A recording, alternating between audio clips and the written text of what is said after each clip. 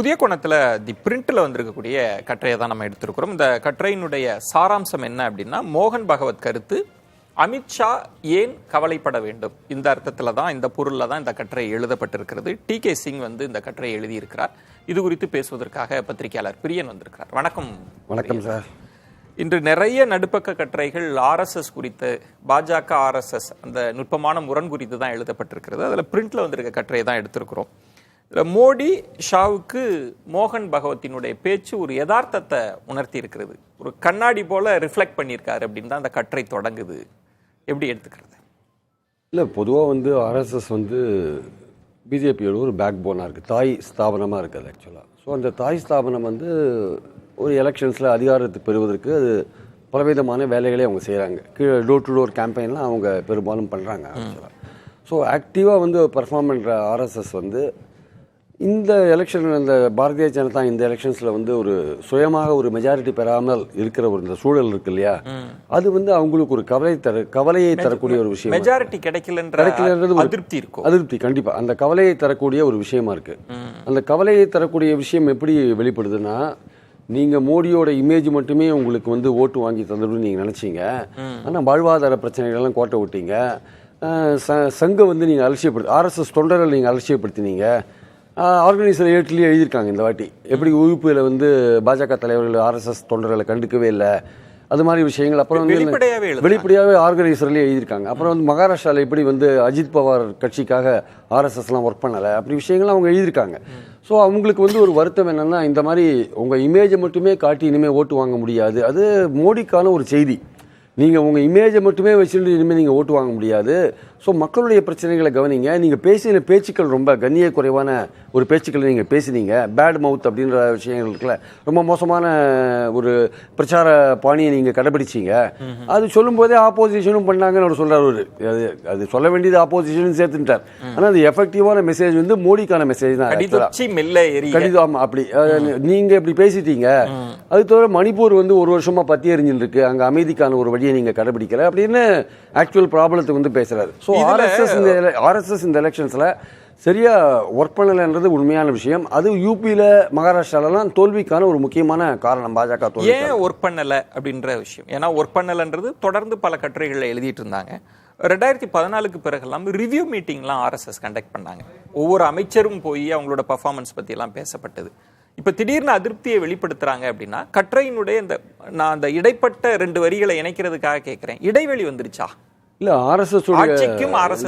ஆர்எஸ்எஸோட முந்தைய அவதாரமான ஜனசங் இருக்கு இல்லையா, அந்த ஜனசங்கை தோற்றுவித்த போது கோல்வால்கர் அவர் தான் ஆர்எஸ்எஸோட தத்துவார்த்த விஷயங்களெல்லாம் உருவாக்கினவர். ஆக்சுவலாக அவர் சொன்ன ஒரு விஷயம்லாம், எதுக்காக நம்ம ஜனசங்கம் உருவாக்குறோம், அப்போது காந்தி கொலைக்கு அப்புறம் ஆர்எஸ்எஸோடைய பேர் ரொம்ப கெட்டு போச்சு இல்லையா. ஸோ அது அஃபிஷியலாக அதுக்கு நிறையா அதை நசுக்கிற மாதிரியான விஷயங்கள்லாம் தடை செய்யப்பட்ட விஷயங்கள்லாம் அப்போது நம்ம ஒரு பொலிட்டிக்கல் விங் ஆரம்பித்து நம்ம நம்மளை பற்றிலாம் அவதூறு பிரச்சாரத்தை தடுக்கிறது மட்டும் இல்லாமல், நம்ம அதிகாரத்தில் போய் நம்மளுடைய அஜெண்டா, இந்துத்துவ அஜெண்டா இருக்குல்ல, இப்போ 370 இந்த மாதிரி விஷயங்கள், ராமர் கோவில் இந்த மாதிரி விஷயங்களெல்லாம் நிறைவேற்ற வேண்டிய கட்டாயம் நமக்கு இருக்குது. அதனால் நம்ம ஜனசங்கம் ஆரம்பிக்கிறோம் அப்படின்னு அவங்க சொன்னாங்க. ஸோ கிட்டத்தட்ட அதுதான் ஜனசங்க்கு அப்புறம் பார்த்தீங்கன்னா 77 எமர்ஜென்சியில் ஜனதாவை மாறி, அப்புறம் 80 பாரதிய ஜனதாவா புது அவதாரம் அது எடுக்கிறத நம்ம பார்க்குறோம். எல்லாம் அதே கொள்கை தான், கொள்கை வேறு கிடையாது. ஆர்எஸ்எஸ் கோல்வால்கர் என்ன சொன்னாரோ அதுதான் கொள்கை. ஸோ அந்த கொள்கை இன்றைக்குமே கூட பாஜக கவர்மெண்ட் இன்றைக்குமே அந்த அஜெண்டாவில் தான் போகிறாங்க. இப்போ 370 விஷயங்களாகட்டும், ராமர் கோவில் விஷயங்களாகட்டும், நாளைக்கு பொது சிவில் சட்டம் கொண்டு வந்தால் எல்லாம் கிட்டத்தட்ட அதே மாதிரியான அஜெண்டா தான். என்ன பிரச்சனை இங்கே வருதுன்னா, ஆர்எஸ்எஸ்ங்கிற ஆர்கனைசேஷன் இருக்குல்ல, அது எப்போதுமே ஒரு கூட்டு முடிவுகளுக்கு பேர் போனது. எல்லாமே கலந்து ஆலோசித்து முடிவெடுப்பாங்க. கவர்மெண்ட்டில் ஆர்எஸ்எஸ் ஆட்கள்லாம் உட்காந்துருக்காங்க முக்கியமான பொசிஷன்ஸில். அது நான் இப்போ பெயர்லாம் சொல்ல வேண்டிய அவசியம் இல்லை. முக்கியமான ஆட்கள்லாம் உட்காந்துருக்காங்க. They are monitoring. ஆக்சுவலி அங்கே ஒரு பக்கம் மானிட்டர் பண்ணுறது, அது மானிட்டர் பண்ணுறதெல்லாம் கோல்வால்கர் சொல்லிக் கொடுத்தது தான். இங்கே கவர்மெண்ட்டில் நம்ம அஜெண்டா ஒழுங்காக போகிறதா மானிட்டர் பண்ணணும்னா அவர் தான் சொல்லிக் கொடுத்தார். அதன்படி தான் போகிறாங்க. ஆனால் அதே சமயம் பார்ட்டியில் நேஷனல் ஜெனரல் செக்ரட்டரி ஆர்எஸ்எஸ்லேருந்து போன ஒருத்தர் சந்தோஷ் இருக்கார் இல்லையா, இங்கே கேசவ நாயர் இருக்காரு, அங்கே ஆர்எஸ்எஸ்லேருந்து போன ஒருத்தர் பார்ட்டிலையும் இருக்கார். அப்போ இந்த ஆர்எஸ்எஸ் கவர்மெண்ட்லையும் கோஆர்டினேட் பண்ணுது, பார்ட்டிலையும் கோஆர்டினேட் பண்ணுது. அப்படி ஏன் ஆர்எஸ்எஸ் கோவம் வருது, ஏன் பகவத் வெளியில் பேச வேண்டிய அவசியம் வருதுன்னா, மோடி அண்ட் ஷா இருக்காங்க இல்லையா, 2 பேரும் சில முடிவுகள் எடுக்கும் பொழுது தங்களை வந்து கன்சல்ட் பண்ண மாட்டேன்றாங்க. நாக்பூர் தான் உங்களுக்கு ஹெட் குவார்ட்டர்ஸ், இங்க சில விஷயங்களை நீங்க கன்சிடர் பண்ணணும். நீங்க 2 பேர் சேர்ந்தே பல முடிவுகள் எடுக்கிறீங்க. அமைச்சரவையோட கூட்டு பொறுப்பையும் நீங்களே எடுத்துக்கிறீங்க, கட்சி ரீதியாக எடுக்கிற முடிவுகளும் நீங்களே எடுத்துக்கிறீங்க. போராட்டத்துக்கு நட்டா வேற ஒரு விஷயத்தை சொல்லிவிட்டார். பாஜக சுயமாகவே வந்து இப்போ நாங்க வளர்ந்தோம், எங்களுக்கு உங்க தயவு தேவையில்லைன்ற மாதிரி சொல்லிட்டார். அப்படி சொல்லும்போது RSS என்கிற தாய் ஆர்கனைசேஷன் சும்மா இருக்க முடியுமா? அப்போ நாங்க வந்து we have to control yours, நாங்க உங்களை கண்ட்ரோல் பண்ண வேண்டிய கட்டாயம் எங்களுக்கு இருக்குன்ற மாதிரி பேசியிருக்காரு. 2 விஷயங்களை நம்ம கவனிக்க வேண்டியிருக்கு. நீங்க சொன்ன மாதிரி ஆட்சியில் இருக்கிற RSS காரர்கள் பற்றியும் அவங்களுக்கு ஒரு அதிருப்தி இருக்கு அப்படின்றாங்க, ஆட்சிக்குள்ள இருக்கிறவங்க பற்றி. அடுத்து வந்து அந்த கமெண்ட் மோகன் பகவத்தோட விமர்சனன்றது உண்மையான RSS தொண்டர் அகந்தை கொள்ள மாட்டார் அப்படின்னு சொல்றதும், எதிர்கட்சியினரை எதிர்கட்சியாக நீங்க நடத்துங்கன்ற அறிவுரையும், இதை எப்படி புரிஞ்சுக்கணும்? ஏன் இதை சொல்றாங்க? இல்ல, இது வந்து இப்போ மோடியை விட ஒரு ஹார்ட் கோர் RSS இருக்க முடியாது. அவர் வந்து அப்படிதான் அவர் ஆரம்பிக்கிறார் வாழ்க்கையை, அப்படிதான் இன்னும் தீவிரமா அப்படிதான் இருக்கார். அதனால வந்து இப்போ மோகன் பாகவத் இப்போ இந்த பிரச்சாரங்கள்லாம் நடந்துட்டு இருக்கும் போதே மோகன் பாகவத்துக்கு தெரியாதா இவர் இது மாதிரி பேசிட்டு இருக்காருன்னு கிட்டத்தட்ட 30 நாள் நடந்த பிரச்சாரத்துல இவர் பல்வேறு கட்டங்களில் அதை பேசினார். இவருக்கு வந்து பல்வேறு விதமான மிஷினரி இருக்கு மோடிக்கு இன்ஸ்ட்ரக்ட் பண்றதுக்கு, ஐயா தயவுசெய்து இது மாதிரி பேசாதீங்கன்னு சொல்றதுக்கு. அப்பெல்லாம் விட்டுட்டார். என்னன்னா தேர்தல் முடிவு எப்படி வருதுன்னு பார்த்துக்கலாம், பார்த்த பிறகு பேசலான்ட்டு. அப்போ வந்து ஏன் அப்போ சொல்லக்கூடாதா, மணிப்பூர் 1 வருஷமா பத்தி எரிஞ்சிட்டு இருக்கு, அமைதிக்கா நீங்க போய் அங்க விசிட் பண்ணுங்க, பதவியேற்றோன்னு இத்தாலிக்கு போறீங்களே ஏன் மணிப்பூருக்கு போக கூடாதுன்னு கூட கேட்கலாம் இல்லையா? அதுல ஒரு யூட்டர்னே அடிச்சிருக்காரு, அத நம்ம பேசலாம். ஆமா, அதாவது மணிப்பூரோட கலவரமே அவுட் சைடர் பண்ணதான், வெளிநாட்டு சதியெல்லாம் சொல்லியிருக்காரு. எப்ப போன விஜயதசமியில பேசியிருக்காரு. மோடி ஆகாவோகம் புகழ்ந்திருக்காரு.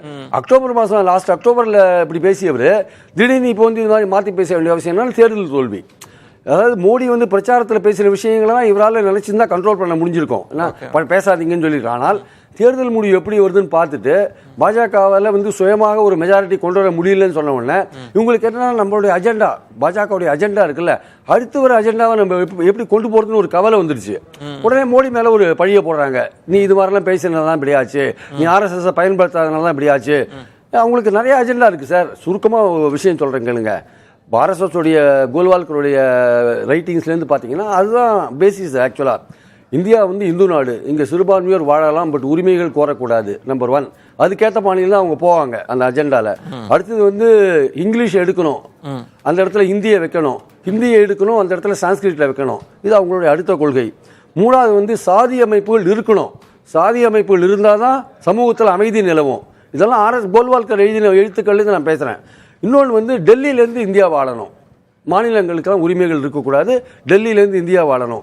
இதுதான் வந்து கோல்வால்கரோட ஒரு பிராட் பிரின்சிபல். இதுதான் வந்து இன்னைக்கும் பிஜேபியோட பிரின்சிபல். ஆனால் இதை வந்து டைரக்டா அமுல்படுத்துவாங்கன்னா அமுல்படுத்த மாட்டாங்க. தேர்தலுக்கு தேர்தல் சில நெளிவு சுழிவோட தான் அதை வந்து பண்ணுவாங்க. இடஒதுக்கீடுலேயே அவங்களுக்கு கருத்து வேறுபாடுகள் இருக்கு. இருந்தாலுமே எதையுமே வெளிப்படையாக சொல்லாம அதிகாரத்துக்கு வரதுக்கு என்னென்ன முயற்சிகள் பண்ணணுமோ அதுக்கு இந்த கொள்கைகளை கூட கொஞ்சம் விட்டு கொடுத்து போய் அதிகாரத்தில் வந்த பிறகு எப்படி இப்போ 370 கொண்டாந்தாங்க, காஷ்மீரை வந்து யூனிட்டரி ஸ்டேட்டஸாக மாற்றின, இப்போ டெல்லியிலே ஆட்சி பண்ணுறாங்க பாருங்க, அது மாதிரி மாற்றினாங்க. அந்த மாதிரி விஷயங்கள்லாம் பண்ணுவாங்க. இந்த பிராட் பிரின்சிபிள்ஸ் கீழே ஒர்க் பண்ணும்போது அவங்களுக்கு இப்போ என்ன பையன் வந்துட்டு பொது சிவில் சட்டத்தை இம்ப்ளிமெண்ட் பண்ண முடியுமா? RSS உடைய 100ஆண்டு விழா 2025 வருது. அதில் வந்து இந்தியாவுடைய பெயரை பாரத்னு மாற்றணும் ஒரு ஐடியாவில் அவங்க இருந்தாங்க. அந்த மாதிரி பல விஷயங்கள் அவங்க பண்ண நினைக்கும் போது சித்தாந்த பயணத்தில் வந்து இந்த மோடியோட இந்த பிரச்சாரம் வந்து அதுக்கு கிடைச்ச வெற்றி இருக்கு இல்லையா, அது நம்ம எதிர்பார்த்த வெற்றி கிடைக்காத, நம்ம நினைச்ச காரியங்கள் நடக்க முடியாத போயிடுமோ அப்படின்ற ஒரு பதட்டம், பயம் அல்லது ஒரு அவநம்பிக்கை காரணமாகத்தான் மோகன் பகவத் இந்த மாதிரிலாம் பேசியிருக்காரு. 2வது விஷயம், தேர்தல் ஆர்ப்பாட்டம் போதும் நிறுத்திட்டு போய் மணிப்பூரை பாருங்க, மணிப்பூர் விஷயத்தை அட்ரஸ் பண்ணுங்க அப்படின்னு சொல்றப்ப ஏன் மணிப்பூருக்கு இவ்வளவு இம்பார்ட்டன்ட் கொடுக்குது? ஏன்னா RSS இதழ்லையுமே மணிப்பூர் பத்தி எழுதுறாங்க, இவரும் வெளிப்படையாக பேசுறாருன்னா மணிப்பூர் சிக்கல் அங்கு காங்கிரஸ் ஏதோ ஒன்று அவங்கள டிஸ்டர்ப் பண்ணுதா RSS? இல்லை, ஒன்று வந்து மணிப்பூரில் இவங்க வந்து அந்த ஸ்டேட்டை வந்து சரியாக கவனிக்காத இருந்த விஷயம் வந்து அங்கே மணிப்பூரில் இருக்கிற 2 தொகுதிகளையும் காங்கிரஸ் வெற்றி பெற்றாங்க. இன்னர் மணிப்பூர், அவுட்டர் மணிப்பூர், 2த்துலையும் காங்கிரஸ் வெற்றி பெற்றாங்க. நார்த் ஈஸ்ட்ல கொஞ்சம் கொஞ்சமா வளர்ந்த பாஜக இந்த எலெக்ஷன்ஸ்ல மேகாலயால, நாகாலாந்துலாம், ஈவன் அஸ்ஸாம்ல கூட 4 இடங்கள்ல காங்கிரஸ் வெற்றி பெற்று இருக்கு. அதனால நார்த் ஈஸ்ட்ல இவங்க இத்தனை வருட காலம் கட்டுப்பாடா வளர்த்த கட்சி வந்து அங்க கொஞ்சம் ஓரளவுக்கு பின்னடைவை சந்திக்கிற ஒரு சூழல் வரும்போது அவருக்கு மணிப்பூரை ஏன் நீங்க கவனிக்கலன்ற ஒரு விஷயத்தை எடுத்து வைக்கிறார். மணிப்பூரை பொறுத்த மட்டும் அவங்க வந்து அந்த மெய்தி, கூக்கி 2 பேருக்கு இடையிலான அந்த பிளவு இருக்கு இல்லையா, அந்த பிளவை பயன்படுத்தி ஒரு அரசியல் பண்ணணும்னு பார்த்தாங்க. அந்த பிளவு வந்து பாஜகவுக்கு அரசியல் ரீதியா உதவும் பார்த்தாங்க. அது உதவல இந்த வாட்டி ஆக்சுவலா. சோ அதனால வந்து இந்த ஸ்ட்ராட்டஜி ஃபெயில் ஆயிருக்கு ஆக்சுவலா. அதனால அவருக்கு என்னன்னா, மோகன் பகவத்துக்கு நீங்க எடுத்த ஸ்ட்ராட்டஜி ஃபெயில் ஆயிருக்கு, உங்க கவர்மெண்ட் வந்து சரியா நடந்துக்கல அப்படின்ற பாயிண்ட்ல வந்து அவர் வைக்கிறார் ஆக்சுவலா. இந்த அதிருப்தி அப்படின்றது இன்னைக்கு கூட நான் சொன்ன மாதிரி நிறைய நடுப்பக்க கட்டுரைகள் அது பற்றி தான் வந்திருக்கு. ஆனா இந்த கட்டுரையாளர் டி.கே. சிங் சொல்வது வந்து அந்த விமர்சனத்தை, ஆர்எஸ்எஸ் அதிருப்தியை பாஜக தவிர்க்க பார்க்குது, அதை கடந்து போக பார்க்கிறாங்கன்னு ஒரு அப்சர்வேஷன் வைக்கிறாரு. இல்ல, அதாவது வந்து கடந்து போக பார்க்கறது மட்டும் இல்ல, மோகன் பகவத்துடைய அந்த மண்டே ஈவினிங் அந்த பேச்சு இருக்கு இல்லையா, அது ரீச் ஆகக்கூடாதுன்னு பண்ணாங்க. அன்னைக்கு சாயந்தரம் தான் அமைச்சரவை பதவியேற்பு போன்ற விஷயங்கள்லாம் வைக்கிறாங்க ஆக்சுவலா. அது வந்து சோ தட் மீடியாவில் வந்து ரொம்ப அது கவரேஜை பெற்றுடக்கூடாதுன்னு ஒரு கவலை அவங்களுக்கு இருந்திருக்கு. அந்த அடிப்படையில் வந்து பாத்தீங்கன்னா மோகன் பகவத் ஆகட்டும் இல்ல ஆர்எஸ்எஸ் உடைய மற்ற எல்லாம் கடந்த காலத்துல பாத்தீங்கன்னா ஈவன் வந்து வாஜ்பாய் கவர்மெண்ட்டை கூட அந்த 5 வருஷம் முடிவில் வந்து ஆர்எஸ்எஸ் வந்து அந்த இந்தியா ஒளிருதுன்னு ஒரு கேம்பெயின் 2004 பண்ணாங்க. அப்போ ஆர்எஸ்எஸ் வந்து வாஜ்பாய் கவர்மெண்ட்டை சப்போர்ட் பண்ணல, கீழ் லெவலில் ஒர்க் பண்ணல. அது மல்கானியோட இதுல எல்லாம் இருக்காது ஆக்சுவலா. அது கட்டுரையாளர் இவரும் குறிப்பிடுறாரு. 2004 வாஜ்பாயை வீழ்த்தினாங்க. ஏன்னா 6 ஆண்டு அதிருப்தி. ஏன்னா அதுக்கும் இதுக்கு ஒரு சம்பந்தம் இருக்கு. ஏன்னா வாஜ்பாய் வந்து ஒரு கூட்டணி அரசாங்கத்தை நடத்தினார், குறைந்தபட்ச செயல் திட்டத்தோட நடத்தினார். அப்போ வந்து அவங்களுடைய ஹார்ட் கோர் இந்துத்துவ பாலிசியெல்லாம் ஒதுக்கி வச்சுட்டு தான் நடத்த வேண்டிய அவசியம் வந்தது. அப்ப நடந்த கோத்ரா கலவரத்தில் வந்து வாஜ்பாய் என்ன சொன்னாரு, மோடி அவர்களே ராஜநீதி கடைபிடிங்கள்னாரு. இதெல்லாம் வந்து ஆர்எஸ்எஸ்க்கு வந்து பிடிக்காத ஒரு விஷயம். ஏன்னா மோடி வந்து ஆர்எஸ்எஸ் உடைய பாலிசி அங்க குஜராத்தில் இம்ப்ளிமெண்ட் பண்ணிட்டு இருக்கும்போது இங்க வந்து இவர் காம்ப்ரமைஸ் பண்ணிட்டு ஒரு கூட்டணி கவர்மெண்ட் லீட் பண்றது இருக்கு இல்லையா. ஸோ நம்மளுடைய அது கோல்வால்கருடைய பாலிசிக்கு முரணான ஒரு விஷயம். அரசாங்கத்தில் நீங்க வந்துட்டீங்கன்னா உங்க பாலிசியை வந்து இம்ப்ளிமெண்ட் பண்ணணும். ஆனா நீங்க கூட்டணிக்காக நீங்க வந்து உங்க கொள்கைகளை தியாகம் பண்ற விஷயம் இருக்குல்ல, அது ஆர்எஸ்எஸ்க்கு பிடிக்காத, அதை அவங்க வந்து ஒர்க் பண்ணாத இருந்தாங்க விஷயம். இப்பவும் பாத்தீங்கன்னா என்டிஏ இருக்கு இல்லையா, சோ என்டிஏலயும் நமக்கு பிரச்சனை வரும். மோடி வந்து 3வது தடவை பிரைம் மினிஸ்டர் வந்துட்டாரு, அவர் காம்ப்ரமைஸ் பண்ணிட்டு போவாரு, கொள்கைகளை விட்டுருவாரு அப்படின்னு அதை எச்சரிக்கிற விதமான அந்த மோகன் பகவத்தோட பேச்சு இருக்கு ஆக்சுவலா. 2 விஷயம் நீங்க சொல்றீங்க. பாஜக 100 ஆண்டு காண போறாங்க, கொண்டாட போறாங்க. அதுல ஆர்எஸ்எஸ் வந்து அதுல சித்தாந்த பயணத்திற்கு ஒரு தடை வந்துருமோன்ற பார்வை ஒருபுறம் இருந்தாலும், இன்னொரு பார்வையும் முன்வைக்கிறார் கட்டுரையாளர்.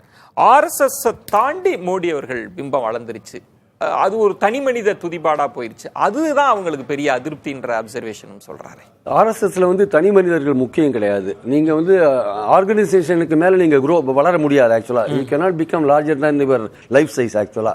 நீங்க வந்து ஆர்எஸ்எஸ் விட நான் பெரிய ஆளு அப்படின்னு, ஏன்னா நீங்க பல முக்கியமான முடிவுகள் எடுத்திருக்கீங்க. டிமானிட்டைசேஷன் எடுக்கிறீங்க, ஒரு முக்கியமான முடிவு எடுக்கிறீங்க, வேறு பல முக்கியமான முடிவுகள் எடுக்கிறீங்க.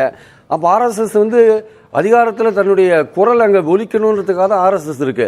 மோடியும் அமித்ஷாவும் சேர்ந்து பல்வேறு விஷயங்களை முடிவெடுக்கும் போது ஆர்எஸ்எஸ்க்கு வந்து ஒரு இயல்பாவே வந்து என்னடா அது ஒரு அவநம்பிக்கை உண்டாருது. நம்ம வந்து ஒரு கூட்டு தலைமையின் கீழே இயங்குறாங்க, கூட்டு தலைமையின் கீழே இயங்கும் போது எல்லாமே கலந்து பேசி தான் அங்க முடிவெடுக்கிற ஒரு விஷயம் ஆர்எஸ்எஸ்ல இருக்கு. சித்தாந்தம் தான் அங்க முக்கியம், ஆட்கள் முக்கியம் இல்ல. தனி மனிதர் ஒருத்தர் தன்னை ப்ரொஜெக்ட் பண்ணிட்டு மேல வராருன்னா அது ஆர்எஸ்எஸ் எந்த நாட்களையும் விரும்பாது. கொள்கைகளை பிரதிபலிக்கணும். ஏன் இந்த அடக்கம் வேண்டும் சொல்றாரு, பணிவு வேண்டும், ஹியூமிலிட்டி ஏன் வேணும்னு சொல்றாரு ஆக்சுவலா. உன்னை நீங்க வளர்த்துக்காதீங்க, உங்களை நீங்க வளர்த்துக்காதீங்க, உங்களை விட ஆர்கனைசேஷன் பெருசா இருக்கு, அதை ஞாபகம் வச்சுக்கோங்க. அதுக்கான பாடத்தை நீங்க கத்துட்டீங்க, உத்தரப்பிரதேஷ்லயும் மகாராஷ்டிரலையும் தோத்தீங்க இல்லையா 2 இடத்துலயும், அதனால தானே உங்களுக்கு மெஜாரிட்டி லூஸ் பண்ணிருக்கீங்க நீங்க. அதனால நீங்க வந்து ஆர்கனைசேஷனுக்கு மேல பெரிய ஆள் கிடையாது அப்படின்ற ஒரு விஷயம் தான் ஆர்எஸ்எஸ் மோகன் பகவத்தோட பேச்சு உணர்த்தி இருக்கு. இன்னொன்று கட்டுரையை தாண்டி உத்தரப்பிரதேசத்தில் பாஜகவின் பின்னடைவு, அயோத்தியில ராமர் கோயில் கட்டியதற்கு பிறகு ஏற்பட்ட பின்னடைவு ஆர்எஸ்எஸ்க்கு ஏதேனும் அதிருப்தியை ஏற்படுத்தி இருக்குமா? இல்ல, இன்னொரு விஷயம், அதாவது நடுவில் கெஜ்ரிவால் வந்து ஒரு விஷயத்த சொன்னார் ஜெயிலில் வந்த பிறகு. அது அவங்களுக்கு ஆர்எஸ்எஸ்க்கு வந்து ஒரு வேலை செய்யணுமான்ற ஒரு கேள்வி அவங்களுக்குள்ள எழுப்பியிருக்கலாம். என்னன்னா வந்து மோடி யாருக்காக ஓட்டு கேட்கிறாருன்னா அமித்ஷாக்காக தான் ஓட்டு கேட்கிறாரு. மோடி கொஞ்ச நாள் பிரதமராக இருந்துட்டு அப்புறம் அமித்ஷா கிட்ட ஹேண்ட் ஓவர் பண்ணிட்டு போயிடுவாரு, யோகியை வந்து தூக்கி போட்டுருவாங்க, ஓரம் கட்டிடுவாங்க அப்படின்ற ஒரு விஷயத்த வந்து கெஜ்ரிவால் சொன்னார்.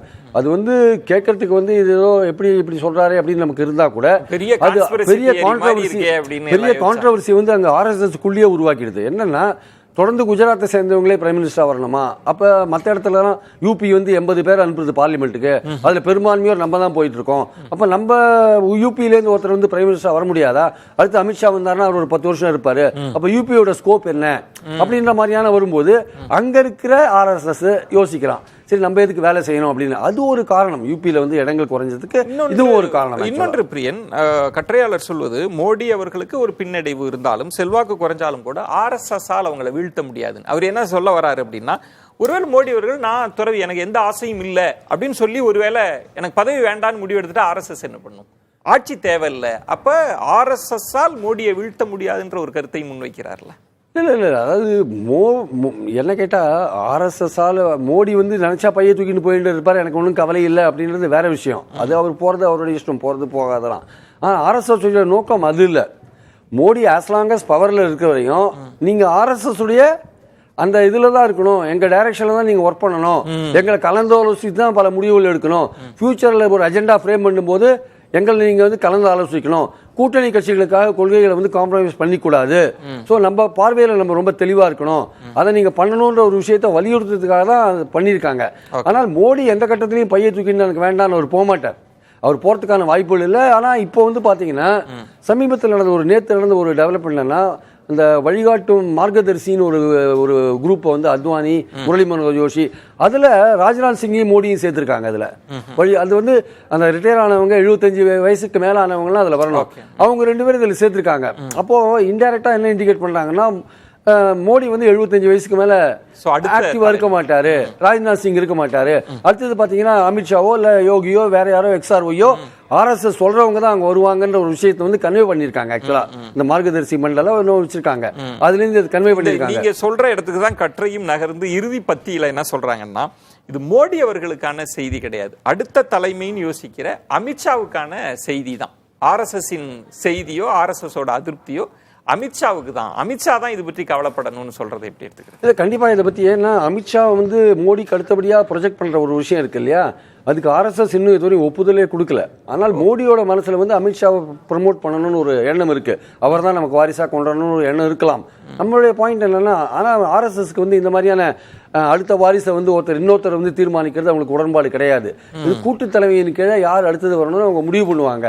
அது நிதிஷ் கட்கரியாக கூட இருக்கலாம், யோகியா கூட இருக்கலாம், வேற எக்ஸ்ஆர்வை இன்னொரு இளம் தலைவர் யாராவது கூட இருக்கலாம். ரொம்ப நாட்களாவே ஆர்எஸ்எஸோட குட் புக்ஸ்ன்றது நிதின் கட்கரியை தான் நிறைய பேர் அப்படிலாம் இருக்கலாம். அதனால வந்து அமித்ஷாவை பொறுத்த மட்டும் இப்ப தற்சமயத்துக்கு வந்து அமித்ஷாவுக்கு வந்து அது ஒரு அவருக்கும் சேர்த்த ஒரு அறிவுரையா கூட இருக்கலாம். மோகன் பகவத்தோடைய பேச்சு அவருக்கான ஒரு அறிவுரையா கூட இருக்கலாம். ஆனா நம்ம மட்டும் ஒரு விஷயத்தை மட்டும் நம்ம தெளிவா இருக்கணும், நம்ம இல்ல பொதுவா மக்கள் தெளிவா இருக்கணும்.